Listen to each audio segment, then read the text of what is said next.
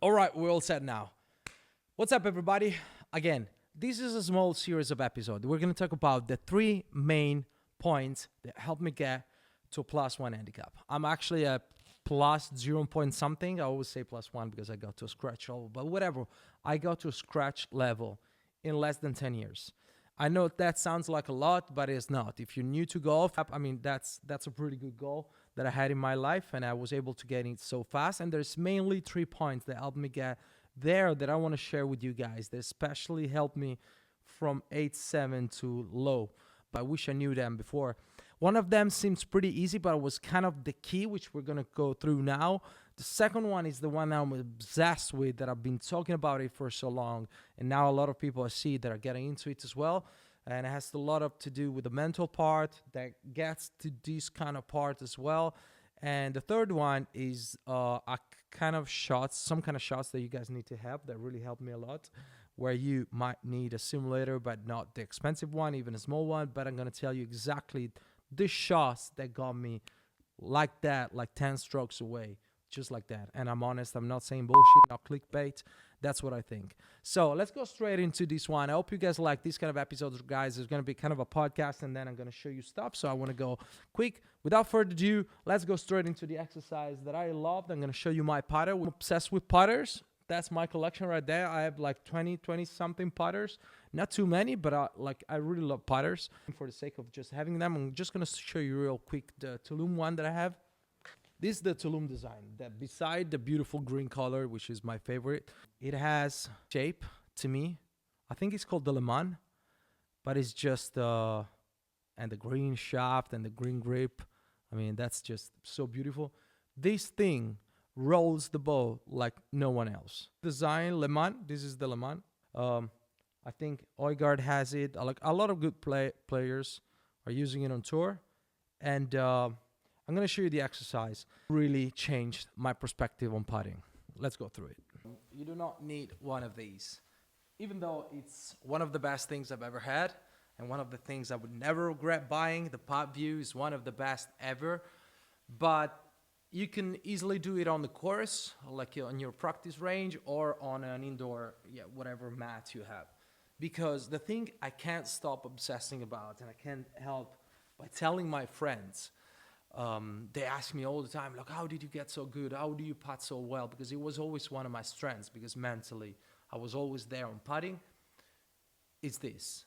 Every putt that we hit is a straight putt. Hear me again. Every putt is a straight putt. Every putt is a straight putt. We do not need to curve the ball, to do anything special or different every time we putt. It's just a matter of how far we need to hit the ball. But every time we hit a putt, every time we hit a putt is a straight putt. We just need to aim properly, which is another thing. But today, what really changed my putting and my scores, it was just to get the best confidence I could on a straight putt.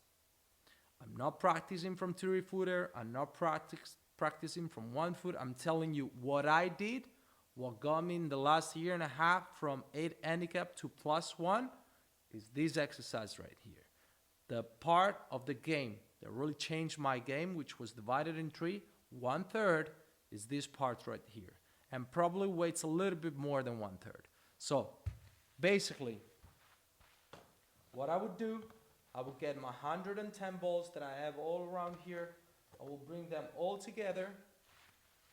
If you can, practice with this, whether you're on the golf course or whether you're indoor. If you don't have a putting green like this that has the hole, maybe when you're on the practice range, you can use this. Otherwise, just the regular hole. From outside, you just use the first ring, not the both of them. You can find these on Amazon, whatever. So this is something that I have. But if I can get the confidence, it's 9.29 feet. So it's almost 10 feet. I couldn't go 10 because I have the thing there. But I know that from 10 feet, which is 3 meters, more or less, I need to go and get confident that I can hit the ball straight. If I can get this confidence, Every putt is straight. It's just a matter of aiming well.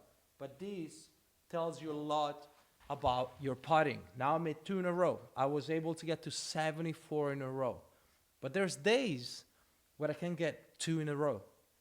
I'm honest with you guys. When I lose the feeling, and I'm a great putter, I feel like I'm a great putter. I can tell I'm a great putter. But when I lose the confidence, it doesn't go straight. The problem is that the ball doesn't roll the way it's supposed to be rolling. It's always going left or right. I'm pushing it, I'm pulling it. And this is where you get everything straight. I come back here, start hitting my 100 balls, and all of a sudden, I find back the rhythm. I find back the feeling of my left hand going forward at impact, and it gets rolling straight again. This is the only thing that I ever practiced putting. And honestly, it made my putting and my game so much easier because there was so much less to worry about.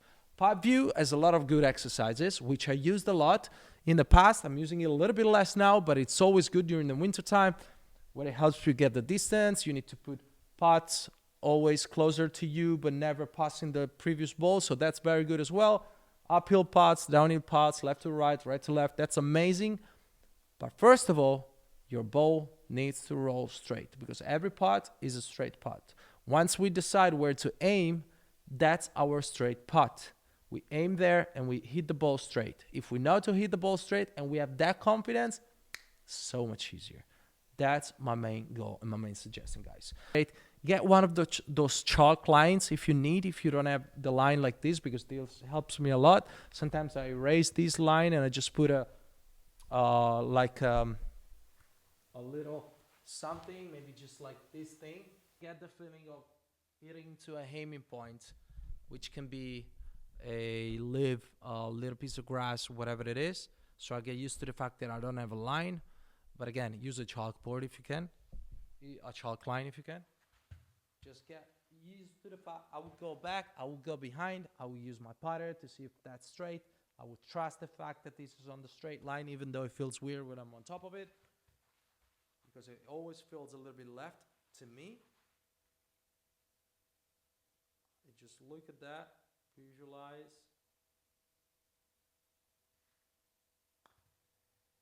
It did pass in the middle, and it did went through.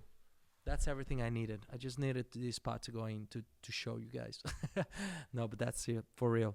So that's my biggest tip. Then all the other practices are very nice. There's a lot of practice that I've seen doing to Phil Mickelson, which is one I trust. I don't know why. I just trust him when he speaks, when he tells you things. And there's some of those things on putting that really helped me a lot. If you guys want me to share with you, I will share with you in the future. But then next episode, mental part. A lot of suggestions. I'm going to tell you a lot of audiobooks, so you don't even need to read it. You can listen to it when you drive. Those really changed my game. Those really changed me from 15 to handicap to 7. I got like this just with this part, and then just with these audiobooks I'm going to tell you about. So hope you guys liked it. I'll see you at the next birdie video. Ciao. Oh yeah, as I said last time, I'm no coach. I'm not pretending to be better than anyone. I'm just sharing my experience. Let's go.